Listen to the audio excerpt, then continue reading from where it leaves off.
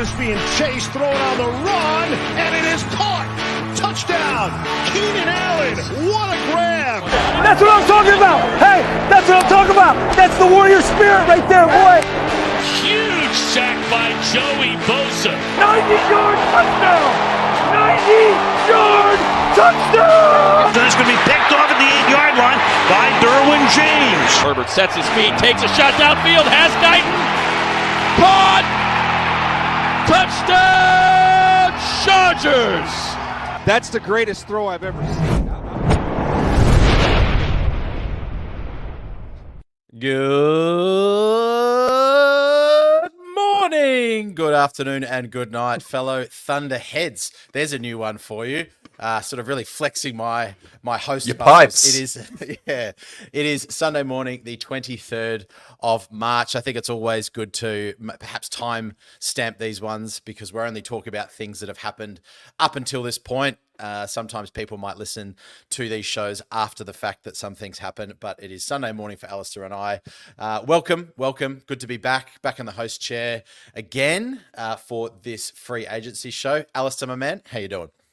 Good, dude. You can see watchers on YouTube. I've got my Joey Bosa Chargers jersey on. I only bought it about a year ago, and I was a little worried that I'd be in a search of a new one. But as we'll unpack, I think I'm safe for another year. I think the Big Bear will remain wearing the powder blues for at least one more season. Before we start our show, I will just say on behalf of Andy, of course, who is still kind of grieving the passing of his mother, he wants to just send his deep, deep gratitude to all of you in the TDU crew who sent him messages. I know he'll say this himself, but he was fairly overwhelmed, just the volume of support. It's incredible, the fact that we've got this cool community. So thanks so much, guys. The funeral for Andy's mum was held the other week. Completely unsurprisingly, Andy and his sister Loz spoke beautifully. It was a really moving ceremony and a great celebration of her life. So I know Andy, he's probably going through the usual emotions now, but he'll be back with us soon, and he just wants me to pass on how thankful he is to you all. So great job, guys. Yeah, it's wonderful. The community that we're building slowly here is really quite special, actually. And crazy. Reading some of those messages that all of you sent to Andy, as I'll just reiterate what Alistair said. Thank you so much. It means the world to Andy, and it also means the world to us. I'm not a huge fan of being in the host chair, but Andy will be back at some time, perhaps next show. But if not, yes, we'll get through and we'll go from there. I just love how I'm not a fan of being in the host chair. Good morning. I'm sort of channeling my Good Morning Vietnam Robin Williams there a little bit. I did that for my Year 12 oral speech. It just popped into my head as the intro. I liked was playing. Yeah. All right. So lots and lots and lots of stuff to talk about. So the structure of today's show, listeners, will be we're going to go through from the 12th of March, which is the first day of the legal tampering window. And we're just sort of going to go chronologically of everything that's happened and relevant to the Chargers organization. That'll take us hopefully maybe about 30, sort of half an hour-ish. And then in the last part of the show, Alistair and I have put together some winners and losers, which are more league-wide winners and losers because there's been so much occurring. Stuff that impacts the Chargers, but also some stuff that perhaps we've been keeping our eye on. So the 12th of March, which was, as I mentioned earlier, the first day of legal tampering, we sign Gus DeBurse Edwards, former Baltimore RB, and a former player from an organization. It seems to be that this is a theme occurring of players that have either been at Baltimore recently or in the past. 28, almost 29 years old, 6'1", 238 pounds, 2 years, 6.5 million, 3.375 million guaranteed. Gus the Bus, he's our RB1 currently heading into season 2024. Alistair, thoughts on this? Like you said, we're becoming the Baltimore Chargers. We're seeing those connections finally come to fruition, and I'm pretty excited, not just to say Gus the Bus, which I think we'll say 200 times this season, but when I think the kind of move makes sense for a number of reasons. He's a natural scheme fit. He's one of those bigger backs he was the fourth most efficient back in the league last year in short yardage situations. forced 25 forced missed tackles. So he's a load to bring down. And I think the kind of lack of tread on his tyres is relevant as well. He's only had 1,003 career carries. Eckler's had 1,172, and that's not counting all the times he would have caught it out of the backfield. So, you get a guy who basically has done well in every year he's been in the league, and let's see if he can carry a bit of a heavier workload, because I would say that's the only question. He hasn't had to do that too much so far in his career. But is this a fit you like, mate? I think so. It'll be fascinating to see a Chargers offense without Eckler. And we were talking offline that Justin Herbert has always had a bit of a safety blanket out in the flat with Eckler there, and has probably made his numbers look fairly decent as well. Those short throws out laterally always end in sort of like some sort of bumbling, stumbling run. Eckler lost that top end speed that he had earlier in his career. Probably this season, we saw that run down the sideline where he seemed to just all of a sudden be running through mud. Went backwards, so it'd be fascinating to see the draft strategy. Are we going to go for more of a scat receiving back now that you've got both Gus and Isaiah Spiller in the room too? But there's definitely a mold of running back that Harbaugh wants, and Gus the Bus fits it. And you'd also suggest that perhaps Isaiah Spiller is going to see a little bit more time and a little bit more harder running as well. Whether Justin Herbert can make up those receptions from Austin Eckler somewhere else, well, perhaps we'll talk about that later because it's looking a bit bare at the moment. I think his short yardage, we've been crying out for a short yardage back ever since, when, like Tolbert, maybe? God, when was the last short yardage back that we had that was like a bowling ball? So years ago now. Gosh. So very few. Yeah, I like it. I think it definitely shows that we're going to be a physical running team. As you said, the Bolt-Imore connection, which is great. Then we sort of move on to perhaps not a sexy signing, and that's Will Disley. What do you want to talk about him? Oh, I love the attitude. I loved his presser. We're getting a lot of red hairs rangers, or as we like to call them in Australia, or some people like to call them. He's kind of fun. I think he's what we needed to do, which is to kind of change the entire makeover of the tight end room. Like, this is a tight end who is predominantly a run blocking tight end, at least first. He can play the Y position properly, set that edge on combo blocks. And he actually, if you kind of look through his career and his highlights, he's pretty likable as a receiver too. His yard after catch is really good. He does make some splash plays. He catches some touchdowns. But I think we need to just recognize that he's never had more than 350 receiving yards in a season before. So, there might still be some work to be done in this room if you're looking for an elite kind of receiving type. And what I thought was interesting is, even though he's a good blocker, he doesn't have much experience blocking in a gap scheme, which is what we'll be running. So in Seattle, they run a bit more zone. Actually, only 26% of his career snaps have been in gap scheme. So it will be interesting to see that transition if there are some growing pains. But I like the age profile. Like, he's not 28 yet. He's still 27 years of age, 6'4". He's a big boy. And I think it's a pretty smart signing since the money came out. 3 years, $14 million. This is probably, that tells you that this is more of a building block that they are looking to keep around. And I thought the fit made quite a bit of sense. And he was released too, so it doesn't count negatively towards the comp pick formula. So tick, tick, tick. Already, what do you see as the biggest difference in the tight end rooms of how Hortiz is going about it versus Telesco? If you were to say that what are the big changes that you have noticed so far? Toughness. And we'll get into it with the next guy as well. Will Disley, he's a Montana guy. He grew up playing football. He was talking about in his press conference, if you couldn't block, you couldn't play football in where we were from. That was exactly how he was taught, a farming kind of attitude. You kind of roll up your sleeves and get dirty. And I think that's not something that really anyone in the Chargers tight end room could do last year, either because players were undersized or just weren't very experienced in it. That's the key here. It's guys who are going to allow Harbaugh to play the way he wants, whether it's 12 personnel, 13 personnel. If we run it down your throats, you need guys who are tough. And I think Disley's a tough motherfucker.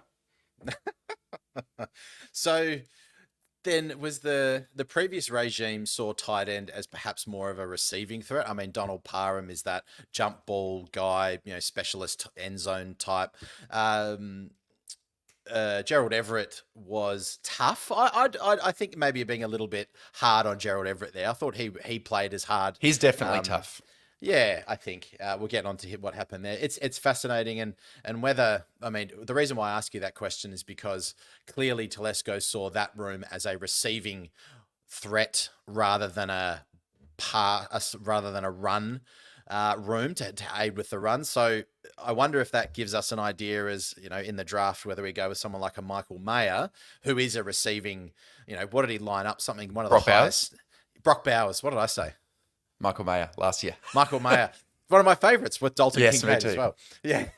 Or whether, we're going to go with, we've built that room up now. Maybe we do get a later round draft pick at the tight end spot and we go for a wide receiver. That would not be the way that Harbaugh likes to build his teams, but we'll see. Yep. And Kyle's mate, Alohi, on the same day got a deal, which I thought was fairly reasonable. 2 years, 10.125 million, 5.6-ish guaranteed. Low cap hit in year one and sort of a 6-7 cap hit in year two. Good on him, really. So clearly there's a spot there in Minter's defense, and I think he's definitely earned it. Yeah, and we were, maybe we were slightly unders when we were guessing what his contract might project to be, but it just shows that there are a lot of, we all have access to coaches' film. All of the 32 teams have access to this, so they just need to switch it on. They see how high he's graded on PFF, and as it turned out, there would have been multiple people who probably thought he was worth a bit more money. It bumps his price up. And it's great to see him stay on the team because he kind of knows the personnel. He knows his teammates. He's a leader.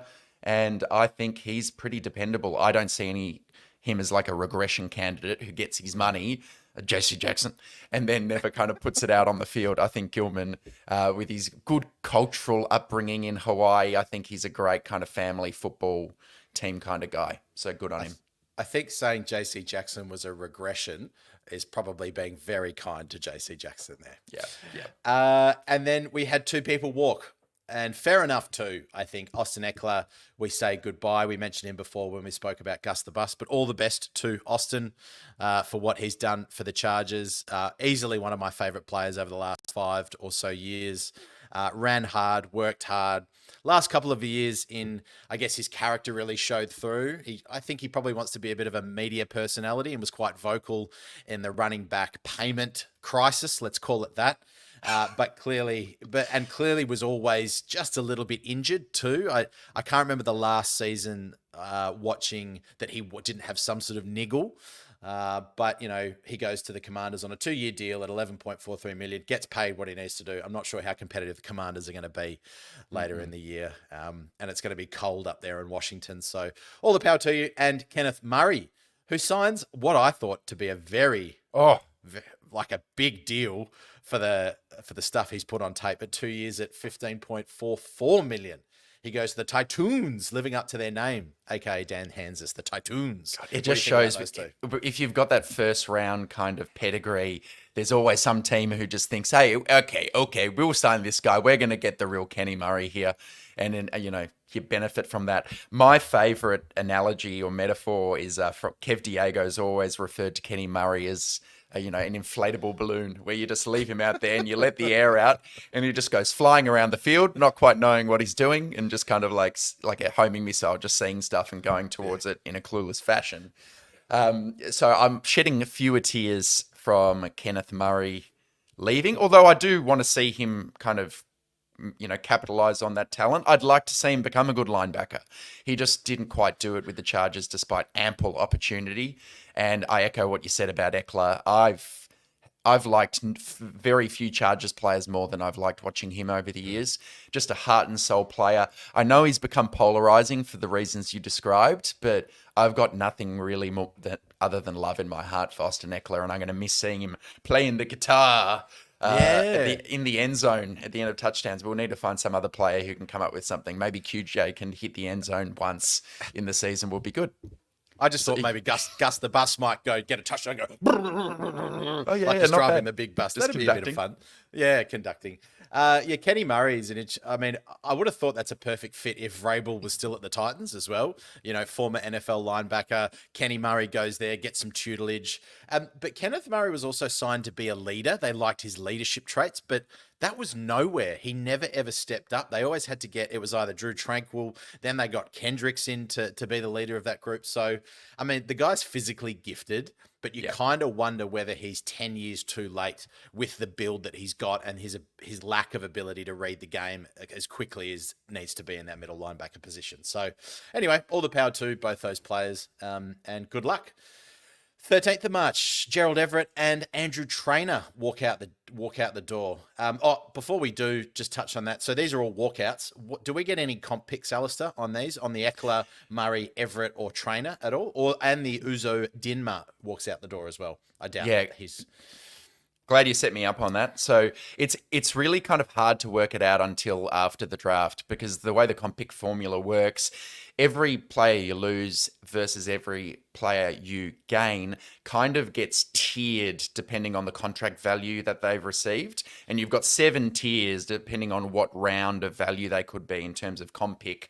And what you kind of have to do at the end of it all, you've got to place the outgoing and incoming in their tiers, and then there's kind of a cancelling out process that occurs. So some of these guys will kind of, on the face of the value of their contract, qualify for a potential comp pick formula, but it kind of depends if we continue to sign incoming guys, like we'll get to Christian Fulton later, that can then cancel out a pick that you would have received.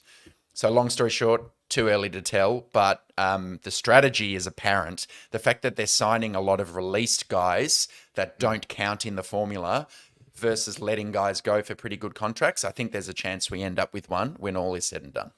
I think we might have a chat about that later, just the approach in free agency, because that has been a polarizing aspect already, and we're going to get to perhaps why in a second. But yeah, all the power to Gerald Everett. He goes to join Keenan Allen and Caleb Williams, perhaps in Chicago, and Andrew Trainer and Amechi Uzodinma. Not too much love lost there. They barely saw the field. All right, first day of free agency, 14th of March. Two things happened. One that we predicted, and on our last show, we talked about what the perfect situation would be. We're hitting at 25%. So anything that we say, take with a grain of salt, because we're completely wrong. Perhaps one of the biggest shocks was Mac renegotiating his deal again. Well, actually not even renegotiating a deal, taking a pay cut to stay. Yep. Incredible. The guys had a Pro Bowl, if not all pro season. One of my favorite Chargers of all time, even though he's only been in the building a relatively short time. He took a pay cut from 23 and a bit to 19. That now prevents him from being franchise tagged in 2025. The team added a 2025 void year to spread out signing bonus and clear 24 cap space. Do you want to just explain a little bit of that? Sure. So he was under contract just for this season at an amount that was too high for the Chargers to stomach. So clearly we came to him, and there are different ways you could have done this. You could look to extend him. What we've done is kind of an approach that teams like the Saints and the Ravens have done in the past, which is you don't add an extra year, a real year to the deal. You add what's called a void year. And a void year doesn't keep the player on the team for that year. All it does is it allows you to spread out cap for an additional made-up season, basically. So we've talked about how, for cap purposes, signing bonus gets spread out over the years of the deal, over the course of up to 5 years. So if you were signed for 4 years and you got paid a $20 million signing bonus on day one, for cap purposes, it will hit $5 million to the cap for each of those 4 years. So what Mac has done is, they've come to him and said, your 2024 hit is too high. If you don't mind, can you take a pay cut to your base salary? And then also for some of the signing bonus we owe you, this doesn't affect your bank account, Khalil, but we're going to add a void year so to 2025 so we can spread that out. So now we've got more money to play with in 2024. And it probably means he's not going to be around in 2025, to be honest, unless his performance warrants it and we look to do a big old extension. But he's done the team a solid, Jack. He's really just done a team thing. We thought we would potentially trade him.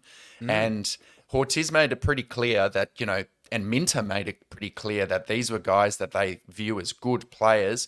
And if you can get them to accept pay cuts, why not keep them around? And we've seen that approach taken to 3 of the big 4, which we'll continue to get into. Some said yes, and some said a no.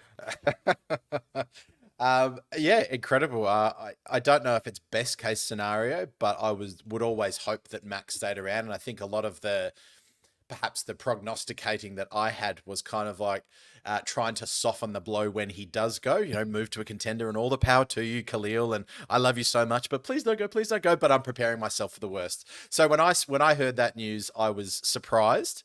But it also starts to flag how this organization is, it's pretty clear, signing Gus the Bus, signing Disley, signing running, supporting tight ends, and then also signing blue chippers on defense. And very clearly don't necessarily value offense that much, because Mike Williams took a walk. Ta-ta, see you later. The former number 7 overall pick from Clemson. He disappears and he goes to the subway, the quiet subway room where they do dark meditation with lots of fungus around them and glowworms. About that one. The Aaron Rodgers experience. Just another injured guy that goes to the New York Jets. You're hoping that is going to do really well, but you never know. Could tear an Achilles in week 2. Obviously not wanting that to happen to Mike Williams because of again, another guy that we've really enjoyed watching. Perhaps frustrating early in his career and maybe a little wasn't used to the best of his abilities, in my opinion anyway. And I think was always going to have a sort of a use by date with how physically he played the game, just with those jump ball catches, the lands that he used to take, or the landings he used to take. Huge hitch as that sort of big jump ball receiver. He walks away and saves us $20 million. As we keep on going, 14th of March, Amen. Ogbong Bamiga, one of the best names in Chargers' recent memory. He goes to the Bears again. 1-year deal. There must be some sort of Staley connection going on here. What's happening? All these players going to the Bears, where Staley clearly was before he was at the Rams. Interesting. I only just thought of that. No idea. I thought Amen might have stayed around as a developmental player, but clearly surplus to needs. Anything there? No, and I think we'll get to it in a second, that we've got a ready-made Amen replacement on special teams who's been brought in to replace him. Probably a better player too. Yeah. The day after, 15th of March, Chargers sign Hayden Hurst. A little older than his fellow redhead in Disley at sort of 30, almost 31. But again, you're talking that 6'4", 210, 220 plus pounds. I actually completely blew me away that he was a 2018 first round pick, that he went to Baltimore as well at pick 25. Just went straight to the keeper for me. And then Bosa renegotiates his deal. Let's talk about Hurst first, and then let's talk about Bosa and Mac a little bit. So go Hayden Hurst. This one's a little more risky. I mean, first round, talent. When he was healthy and when he's played well, I mean, his athleticism really is special. You don't get drafted in the first round without being a special athlete. And when he was younger, he could really make plays up the seam. Unfortunately, Hayden Hurst has a really rough medical history. He's battled combinations of depression, foot fracture, hamstring, back sprain, calf, groin. Most concerningly, last season when he was on the Panthers, he suffered a grade 3 head cranial concussion. It saw him placed on IR on the 9th of November with post-traumatic amnesia. And he didn't play from November through to the end of the season. Now, he's been given the all clear by his doctors, but at 30 years old, this is a bit more of a flyer, I think. 1-year deal, $1.125 million. It's very cheap, and you're hoping to hit on some upside in a better system, but I wouldn't be expecting too much out of this one myself. And that's 2 tight ends that have an issue with pretty severe concussion. So that makes the tight end room very, very short if anything happens throughout the season. Obviously, the other person I'm talking about there is Donald Parham. Bosa, again, renegotiates, accepting a pay cut like his fellow Khalil Mack, from 22 million to 15. So that is a larger drop than Khalil Mack. Fair enough too, I think, because Bosa's production in this contract hasn't particularly lived up to what he was signed for, whereas Khalil Mack had an all-pro season last year. We've got incentives in there. There's a roster bonus due in the third day of 2025. Now, let's be honest, we were pretty vocal about Bosa, his attitude over the last number of years, the lack of production, and just his general demeanor about the place. Now, that's only from the outside. We can't see what goes on inside, what frustrations he's had, etc. But I think everyone in the Chargers world would have said that the first player to go out of the three would be Joey Bosa, considering the sort of the history we've got there. But he's done the thing that I would never have thought he would have done, is take a pay cut, and he's hanging around, which Alistair is vehemently grabbing his jersey and saying his $120 Australian spent is justified. But super interesting. This took me by surprise. I would have been very happy if Joey had left and to go somewhere else. And perhaps he would have gotten some compensation in return or some sort of trade. But clearly his value was very low. And, the potential upside is there, but I'm not going to be completely effusive with this as I am with Mac. What say you? I do want to give him his chocolates, though, because this is $7 million he will not see back or may not see back. To accept a $7 million pay cut, it's relatively unprecedented. And he would have been entitled to just say, no, I'm under contract for these 2 years, trade me or cut me. And then, maybe the issue here is he thought that if he got cut and signed on the market, that the amount he would be signed for is actually even less still than the amount that he's getting under this restructured or renegotiated deal. I think it's the latter. That's my opinion, but yeah, and maybe that's right. But either way, the result for the Chargers is pretty unbelievable. He does have a chance to earn back some of that $7 million he's foregone. So he has some sack incentives up to $4 million worth that he could earn back if he performs well this year.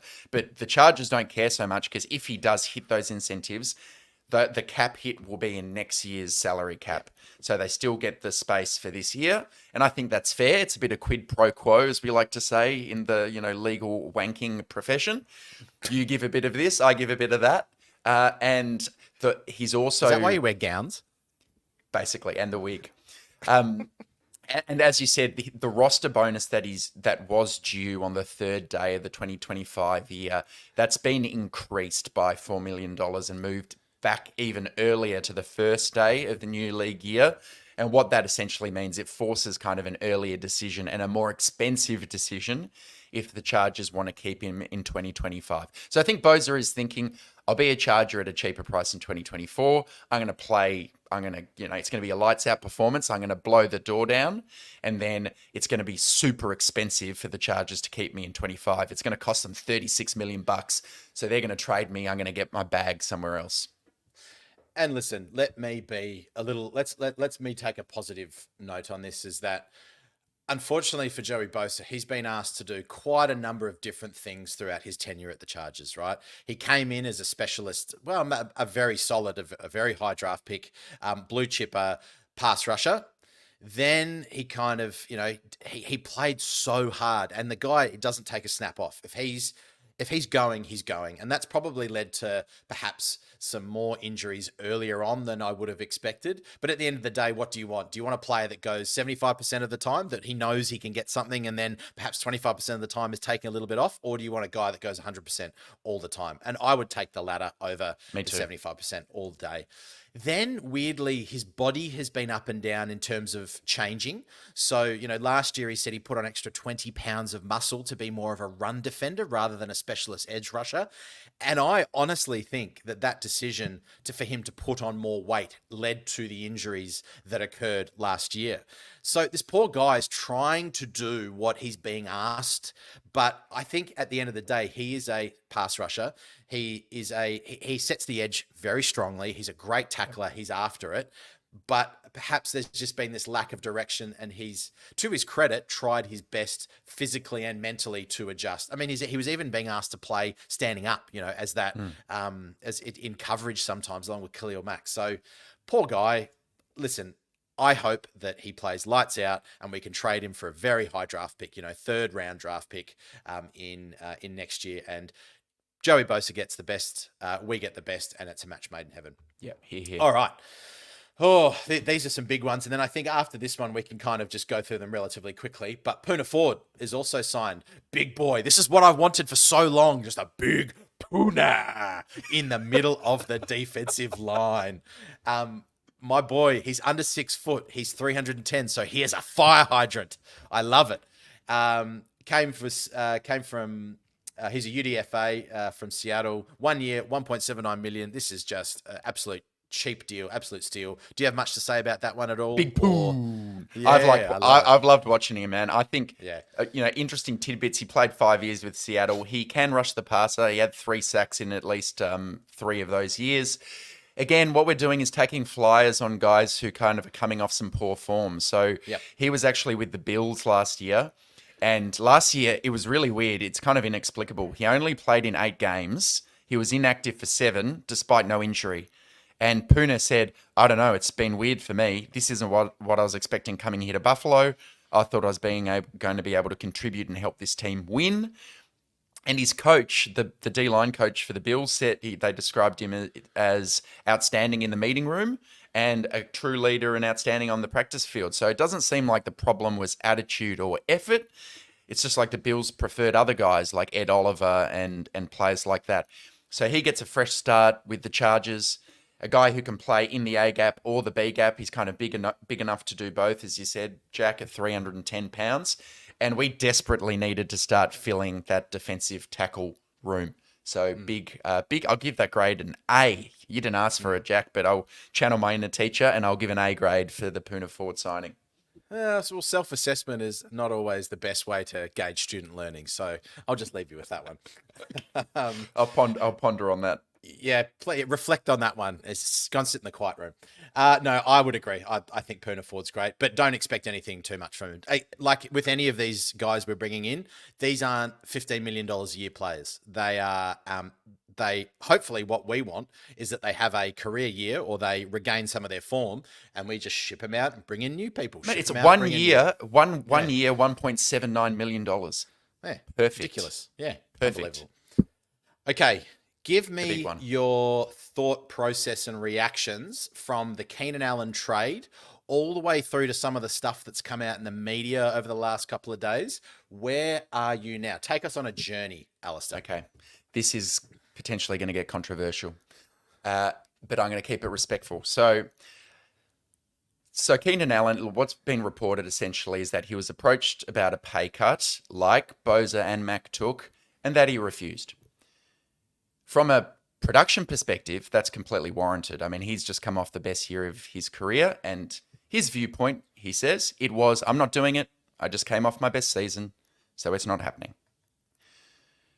I know not just Americans, but although I think it might be more specific culturally to Americans than Australians, kind of believe in not judging people for making financial decisions and don't tell a man what to do with his money.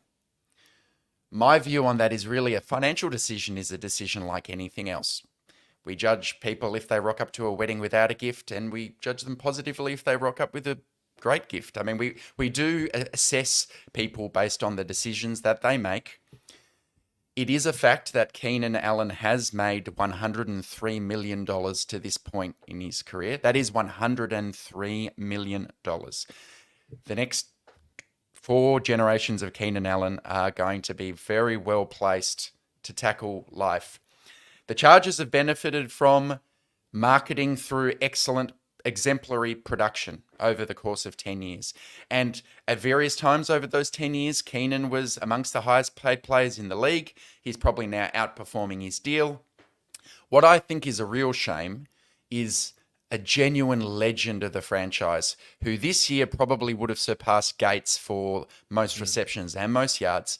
It is a shame that given this symbiotic relationship where they've worked together for 10 years and Keenan's made $103 million from it, that when Joe Hortiz and the Chargers come to him and say, we need a bit of help from you this year. We have some problems with the 2024 cap. We want you to be a Charger. Are you willing to forego some money, some millions of dollars to get that done? And I think it's a shame that his decision to that it seems to have been not a thoughtless no, but a pretty clear no.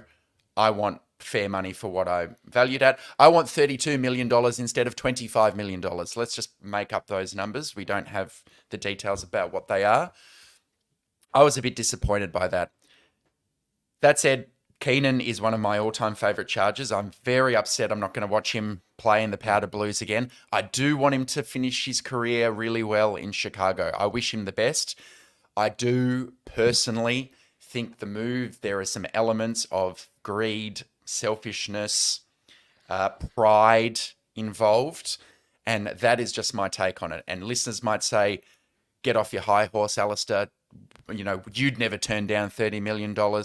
I think we need to keep in mind that money is kind of relative. And at a certain point, 80% of filthy rich is still filthy rich. It's not like you're asking a Loie Gilman or a guy with $2 million worth of career earnings to take a pay cut. There's some of my initial thoughts. Maybe it's born out of emotion. It's an emotional reaction. But I think it's a deep shame that it's ended in this way. My reaction was very similar to yours. I was really saddened that the relationship that not only he had with Justin Herbert, but also with Phillip Rivers. We saw some of Phil's best games, Keenan Allen going for 152 touchdowns. That safety blanket, those 3rd and 12s where Phil is just hitching, going, oh God, oh God, oh God. And he throws it and Keenan Allen just somehow comes up with it. Incredible moments, right? However, let me go macro as I like to do.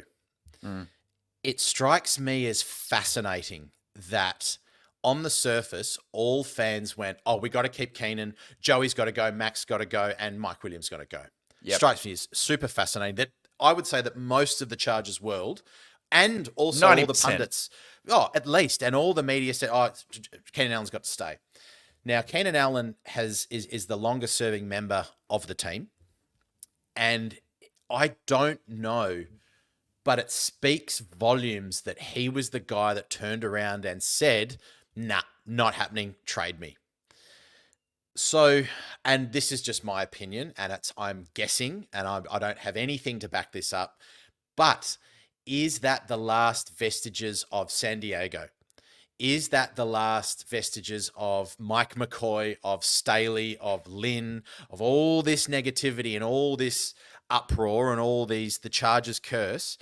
Was Keenan Allen part of that this whole time? That's a huge thing to say, and I'm not suggesting that I wholly believe it, but perhaps Cal's going to come after you for that one. Oh yeah, I know, I understand that, but at the end of the day, 2 players that we thought wouldn't help ended up helping.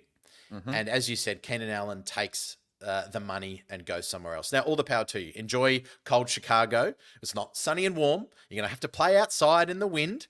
You're going to have a rookie quarterback there who's, you're going to have to build a relationship with. Enjoy. It might not be as fruitful as you think. Yeah, you're getting paid, mate. Chicago's a different kettle of fish.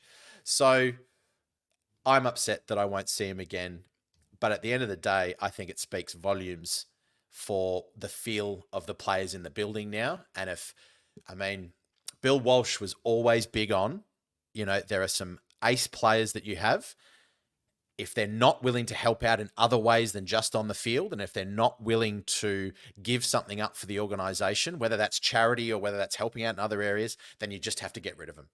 And this screams Harbaugh, Hortiz want a certain type of culture. Keenan Allen was not going to be a part of it. And that's that. And maybe where we're coming from as well, in our Australian Football League, it is definitely more common for elite players to remain, quote unquote, loyal to the team that drafted them for less money. So we come at it perhaps from a different viewpoint as some of the American listeners. But, it's happened now. Like you said, Jack, there's barely anyone left from the San Diego days. Bose is the only one, although there's a new one we've signed who's a return, which we'll get to. Let's fly through some of these last ones, Jack, and maybe we'll just give our thoughts if and when we want to at the end. Troy Dye, former Vikings linebacker. Anything from you? Fills that amen void. And, hey, played with Herbert at Oregon for 4 seasons, and your man spent 2 seasons with Ryan Ficken in Minnesota, and in 2021 he had a 90.7 special teams grade from 300 snaps with Ficken. So this is a Ryan Ficken selection. I think a core 4 special teamer, as they like to call it. Yeah, love it. Anything that strengthens special teamers, bring it on. The former Charger from San Diego, you were talking about Denzel Perryman. Weirdly enough, I thought we'd seen the last of. Is this sort of like a big hulking downhill, one speed, A gap blitzing linebacker? In Kenneth Murray walks out the door, and we kind of get an older, perhaps shitter version of him in Denzel Perryman. But he played very well at Texas. Yeah, he's a guy who's he's polarizing because I think most people view Perryman's time as a Charger as somewhat disappointing. I mean, remember all that thumper, hammer, brings the hammer, stay hydrated. That kind of stuff I was hoping was in the rearview mirror. But simply put, the Chargers need linebackers. Yep. They just need them. They had Nick Neiman and Dayan Henley. That was the room. Yeah. So you get a 31-year-old who, he's had some injury issues, but he didn't have any in 2023. And he is a thumper. He is a good run-defending linebacker. In coverage is a completely different issue. Yep. But he can play the mic, which probably Henley is not necessarily a mic. He's maybe more of a will because he's a bit more athletic. Yep. So he comes in, 1-year deal, contract term still not known, but I'm sure it'll be cheap. And it makes sense. Just another physical baller. Really, the guy that will, if you're going to run between the guards and the center, he's going to be there to meet you and hold you up. Don't mind it. Brings back a little bit of experience, connection back with the Chargers. We'll wait and see. Again, it's a very cheap. We don't know the deal yet, but not expecting him to do anything major. Michael Davis, Vato, say goodbye. Another one of these guys. See you later. Enjoy Washington. We don't know the deals yet. But unfortunately, he's probably on the back 9 of his career. Might have a couple of years left. But again, we say ta-ta. Interestingly, Lee, on the 19th of March, day after those signings, Bradley Bozeman, the Panthers center. I like this because, as you say a lot offline, Alistair, you don't want to telegraph your needs in the draft too much. If we didn't pick up a center in free agency, it might have been fairly clear about what we were trying to do early in that draft. Whether it was JPJ, is it JPJ? No, what's his name? Yeah, JPJ, or one of the ones later in that first round. We've got Bozeman. I think it's solid. He's a big boy, probably he's bigger than Lindsley at 6'5", 325. But again, run blocking, kind of little bit Brian Cushing smashing things on his head, before he wants to go and play. What say you about this one?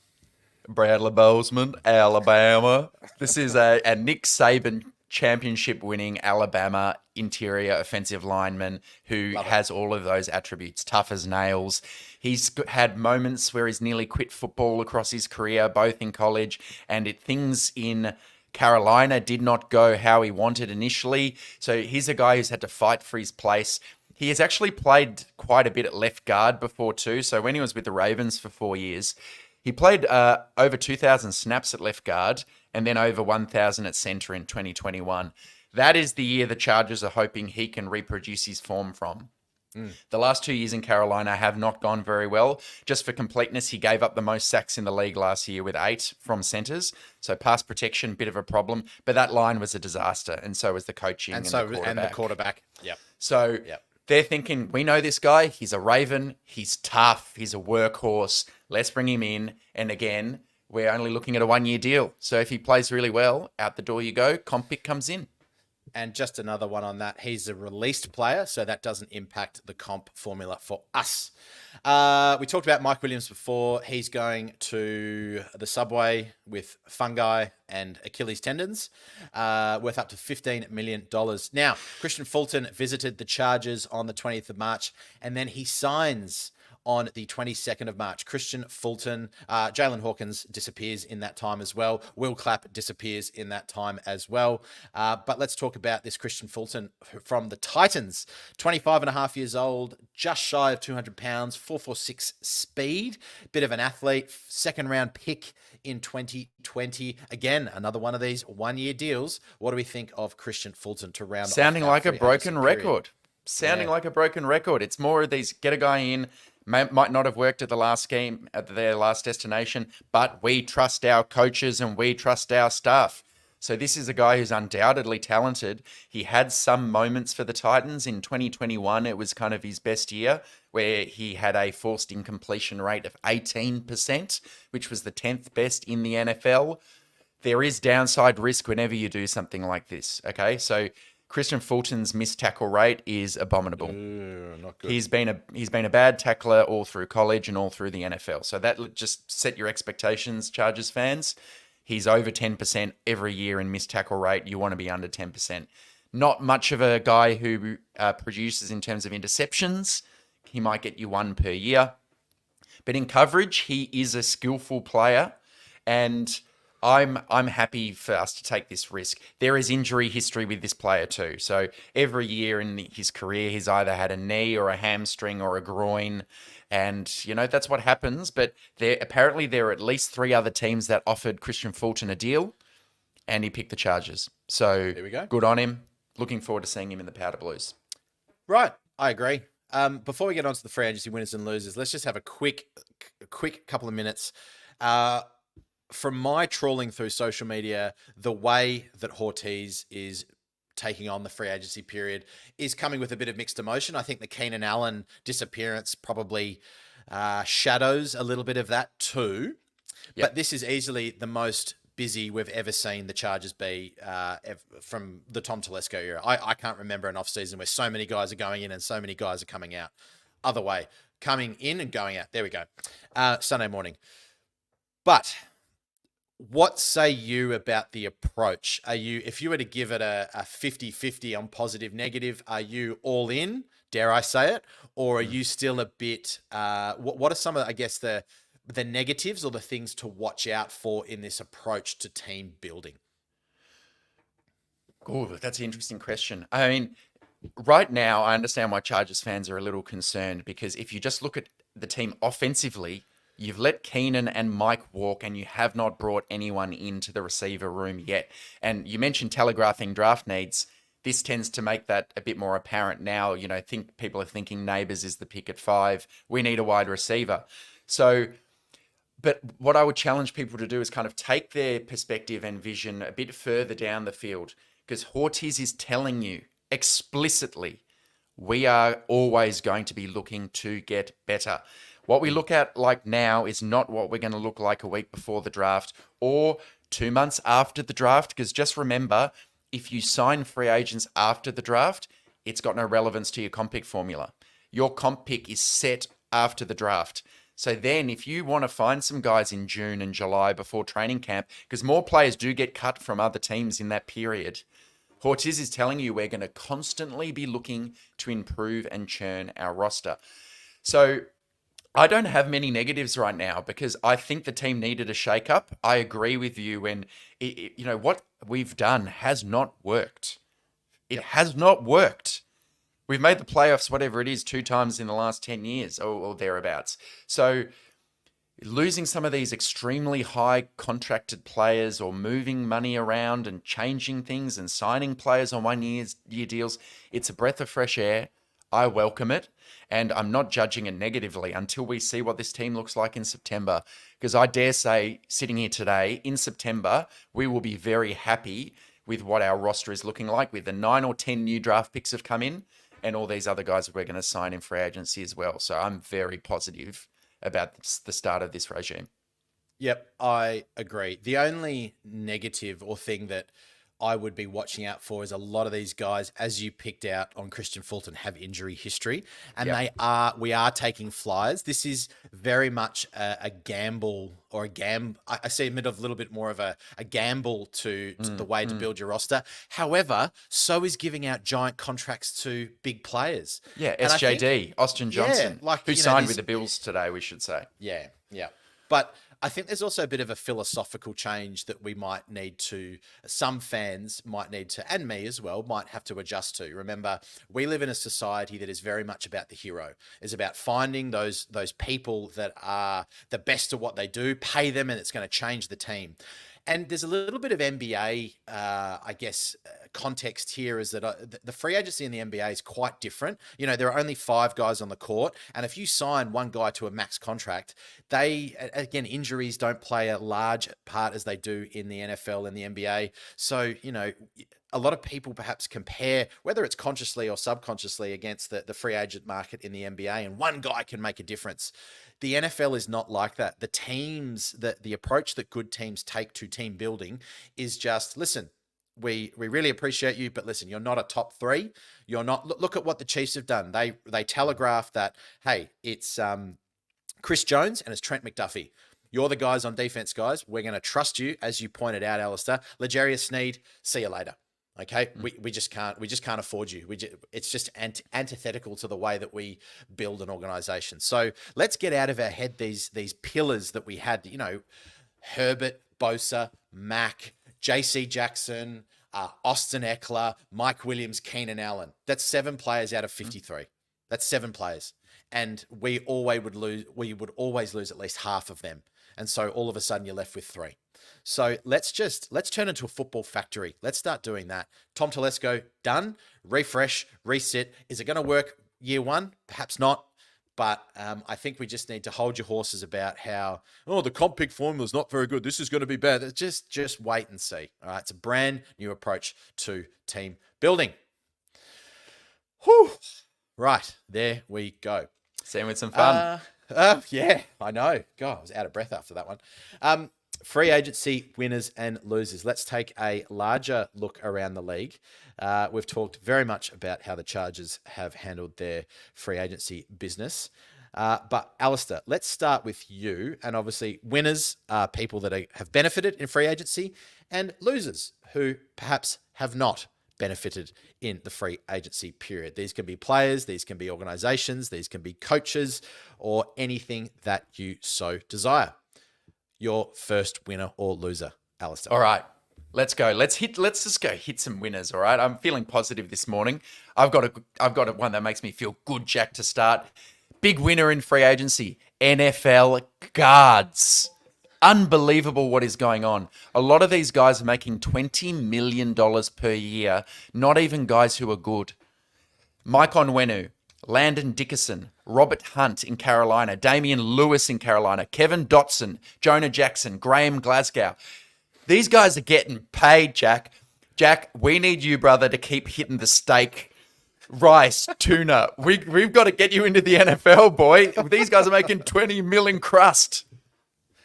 This is perhaps it's the response to the Aaron Donald effect. And I can't believe I haven't mentioned it yet, but my gosh, that's my first loser to bring a downer on it. My favorite player almost of all time, arguably the greatest defensive player of all time per PFF stats in their era, Aaron Donald. The league is less without you. And everyone's reacting. We need to sign guards to stop the interior pressure.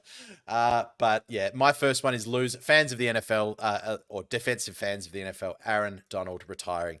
That was my first loser. I'm going to back that up straight away with a winner. Okay, just get this going. Kyle Pitts and Drake London. Ooh. They are my winners. I love Kyle Pitts coming out of college. What a talent, and he's been used like a bucket of shit. His first part of his career. Drake London, I also really like coming out of college, and he's been serviceable, but he's had absolute crappy service from Des Ridder. Des Ridder takes a seat on the pine, and our man, Kirk, captain, see you later. He's on a lot of money there, and I think there's going to be some production with the old coach. Remind me of his name again, Alistair. What's his name? Zach Robinson? No, the coach. He had this disgusting mustache For for who? for Atlanta. Arthur Smith. Yes, Arthur Artie Smith. Smith. The guy Now with the Steelers. now with the Steelers. Enjoy that. Oh, I'll talk about that. But yeah, Kyle Pitts and Drake London. All right, winner, go. I'm going to say the New York Football Jets because I've loved their moves. What they've done is they've prepared to basically be able to take whoever they want and pick 10 or maybe move around the board. They signed Tyron Smith to play left tackle. They bring back Morgan Moses from the Ravens to play right tackle. They sign a good Baltimore guard, John Simpson. They bring in Tyrod Taylor. They sign Mike Williams, Jack, to be, imagine Garrett Wilson and Mike Williams if they're healthy. They bring in your boy, Javon Kinlaw, who you mentioned on our last show, and now they're in a great spot to attack pick 10, perhaps even with Brock Bowers. The big question mark, of course, is Aaron Rodgers. What's he going to be like coming back from his Achilles tear? Or will he indeed be the vice presidential nominee for RFK? Who knows what's going on with that guy? But otherwise, he has got no excuses because it looks like it's set up awfully well for the Jets to come out and do this year what they wanted to do last year. They're I my would winner. always put an asterisk there because all those guys that you've said they're signing are older statesmen of the league. Yeah. And they're one step away from on that turf in New York of an Achilles or a calf or a knee. So if all the things align, if all the stars align for New York, I think they're there. But geez, it's again, the NFL is not the luckiest of places. I'm going to go with another winner for me, and I think that is the Texans because I believe they've gotten better. I had them too. What D'Amico Ryans has done and Caserio and how they're team building. They've picked up Danico Autry in the middle. They've got D'Amico Ryans comes back and has Daniil Hunter to play for him as well. They've got Will Anderson Jr., Derek Stingley, Jalen Petrie. And they've also picked up Azeez El-Shahir on about $10 million a year. I love what they're doing. Their offense was serviceable, and I think any offense with CJ Stroud in it is going to be serviceable. Their defense needed a bit of support, and I think if they can match it with, I don't know, if they can sort of be middling it at 15th, anywhere between 20th and 15th with their defense, I think they're going to take another step forward in their journey. That's another general manager who understands that there is such thing as a rookie quarterback window. You fucking idiot, Tom Telesco. Oh man, I'm gonna pivot using off that one because if your winners are the Texans, I'm gonna say within the same division, your losers are the Tennessee Titans. Yep. You've allowed two of your guys in Autry and Alshier to be poached and raided by your division rival Texans. You've allowed Derrick Henry, one of the best players of your franchise ever, to be taken away by the Ravens. I wonder what will happen there in Baltimore. I mean, King Henry's going to come out and probably destroy it. And then what you did, I know you've got your new coach, Brian Callahan, and you need to be relevant and you need some players. They've thrown a lot of money out there, and I don't really like any of it except for one move, which was L'Jarius Sneed. That's a good move. But they've signed Tony Pollard to a massive 4-year deal. They signed Calvin Ridley to a 4-year, $92 million contract. They give a centre Lloyd Cushenberry 4 years, $50 million. And as you said earlier, Kenny Murray, 2 years, $15.5 million. These guys are spending money like it's going out of fashion. I don't think any of those are really going to work out well. Chidobe Awuzie is another guy they gave money to. Sebastian Joseph Day. So, I don't know. Titans are looking to me like they're going to be one of the worst teams in the NFL now and for the distant future.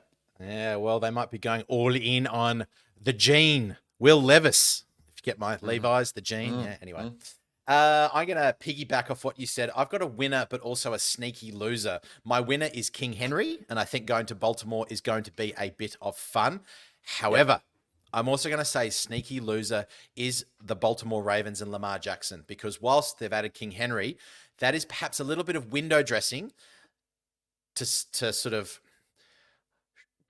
I guess, how would I say it, is to just cover the holes that they've lost on their offensive line, because they've lost 3 starters on that offensive line. So it's a wait and see for me. Whilst everyone's celebrating King Henry going there, or how they're going to stop this attack, they've got some holes to fill on that offensive line. So that'll be interesting to see what they do before the season starts. So that was my winner, but also a bit of a sneaky loser, Baltimore and King Henry. It's not a segment with you, Jack, without you trying to like merge the concepts, amalgamate them into one. Love it.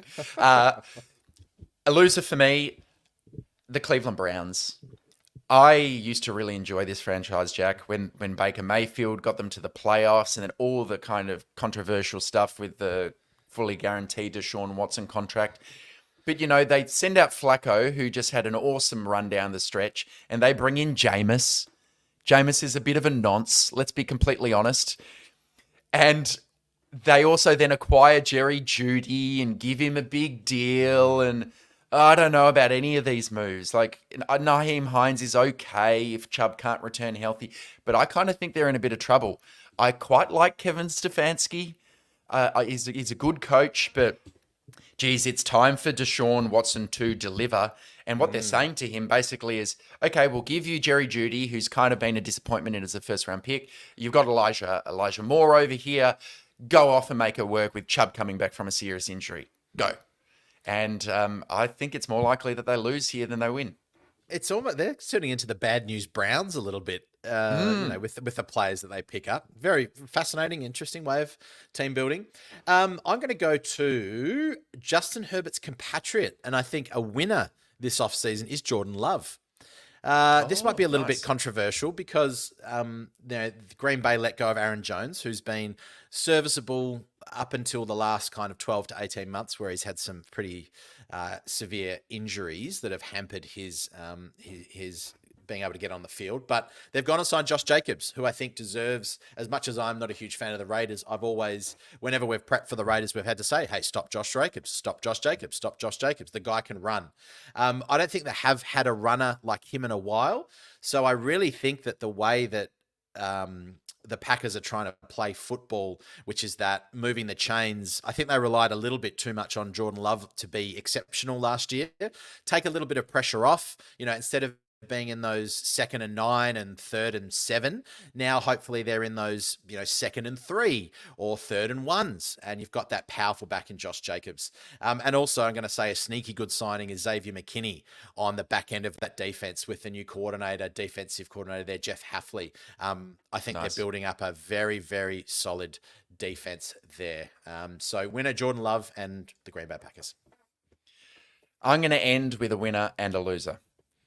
My winner, to throw back to what you said earlier, Jack, with the retirement of Aaron Donald, is Chris Jones for the Kansas City Chiefs. He's been the presumptive heir for a while as the best interior defensive lineman in the NFL, and he walks away with a 5-year, $158 million deal, 101 of it guaranteed. He played this the right way. He kind of wanted the extension last year, ended up being franchise tagged, but he waited patiently. He destroyed the 2023 season, won another Super Bowl, and now he gets rewarded handsomely. So big time winners, Chris Jones, and a big time loser in the same breath.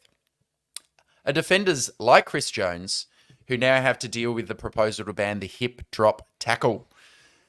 What can defenders do these days? You can't grab down the field. You can't hold at the line of scrimmage. You can't do certain tackles. Hip drop tackles, it will be interesting to see if the rule gets accepted, how it will be enforced, because it could apply to a lot of scenarios, basically when a defender can't quite get to the offensive player, has to dive to tackle them. Under the letter of the law, you've left your feet to execute your tackle. If you bring them down, it could be a hip drop. And I can already just picture it, Jack. Patrick Mahomes scrambling for the first down. Derwin James chasing him from behind, dives, drags him down, short of the first down. We see a flag on the field. It's a 15-yard penalty, hip drop tackle. Bit concerned about what these defenders can do, Jack, in the league. So they're the losers. You've missed out a very key part of that image you've just painted, and that's Mahomes getting up, going, hey, did you see that? Up in the fucking referees' faces and just complaining and going, yeah. I'm going to go with a loser, winner, loser, and then I'm going to do a rumored winner to finish off this segment. First loser, Chicago Bears, for giving up Fields for peanuts. Unbelievable. I think a talented quarterback, and he goes for a provisional 6th round pick. I think it might be a 4th round pick if he plays more than 51% of the snaps. Unbelievable. Yes, they're going to get Caleb Williams. I'll talk about my thoughts about Caleb Williams in another show later. That you will interrogate me. I know that one. That's a tease. The next one is the other side of that deal, and that's the Pittsburgh Steelers. Absolute winners in free agency. Unbelievable. Not only do you get rid of Kenny Pickett, you get rid of that quarterback room, which has been a struggle ever since Roethlisberger's disappeared. You pick up Russell Wilson, you pick up Fields for peanuts, and you also sign a guy that we really loved in Patrick Queen from the Baltimore Ravens. That guy I think is going to be a stalwart on that defense, and he just has Pittsburgh Steeler linebacker written all over him. So winner there. Loser, Russell Wilson. And that's it, really. So, Russell Wilson's a loser. Let's just be honest. He is one. Yep. Yeah. And the rumored winner is what you just shared before, and whether there's any merit to this rumor whatsoever, is that the Vikings are perhaps wanting to move up to number 4 or number 5 in the draft, and they're working towards some kind of package over the next couple of days, whether that's going to be a Los Angeles Chargers trade down with a player. Who knows? Could Justin Jefferson be coming? Obviously, that is completely out of the question. That's it. Done. Just over an hour. Anything before I do my sign off from your end, Alistair, about upcoming shows that we've got? You're now coming into your own with the draft prospects almost upon us in your shows coming up. What do we think? Tape dog. My wife hasn't seen me for 6 days. I've just been in the den watching film. We'll be back, TDU crew, with we're going to do 2 draft shows. The first in a fortnight's time on defensive prospects, and then we'll do one on offensive prospects a few days later. So we've got some time now to really dig into the tape, have a think about not just who we like, but who might be nice fits for the Chargers, given what we know so far about the schemes they want to install. And it's a fun time of year. Jack, I know you're a big fan of the post-draft episodes where we actually know who these new Chargers are. We'll do that show too. So plenty of good TDU content coming, listeners. And quite likely, hopefully, we say, because we miss him, Andy can be part of that discussion as well. But we're thinking of you, mate, Andy, and we hope everything's going really well. And we look forward to welcoming you back. Amen. I reiterate those sentiments to Andy. And I think we discussed, Alistair, with the draft shows, is that what you're the expert, and perhaps I'm going to be taking more of a persona of a listener. So asking the questions to those people who might not follow the draft as closely, and perhaps get you to extrapolate some of the intricate data sets that you find out into layman's knowledge, and what that might mean for a Chargers fan as well. Pressure's on. Yeah, so that's kind of the style of show. We're trying to change it up a bit. So I know a lot of other podcasts just go through their picks and why they like them, et cetera, can get a little bit monotonous and boring. So we're going to try and change it up a little bit with key questions and I guess maybe like a little bit of a press conference almost. I'm sort of thinking could be kind of interesting. Me, the reporter, you the export. Yeah, you're the draft export, mate. Yes. We've lost it. We have lost it. It is 11 o'clock on a Sunday morning. My wife kept me up with snoring all night last night. Poor thing is sick. She'll hate me for saying that, but that's I love all it. right. I love you've just ended with a throw Beck under the bus. Sorry, Beck. Thanks for listening. All right, guys. We will see you next time. No, actually, why am I taking your role? You farewell. No, listeners, go. Jack. You started it. Go. All right. You got We it. will see you next time, ladies and gentlemen, on the Thunder Down Under Chargers podcast. Bye. See you later, guys.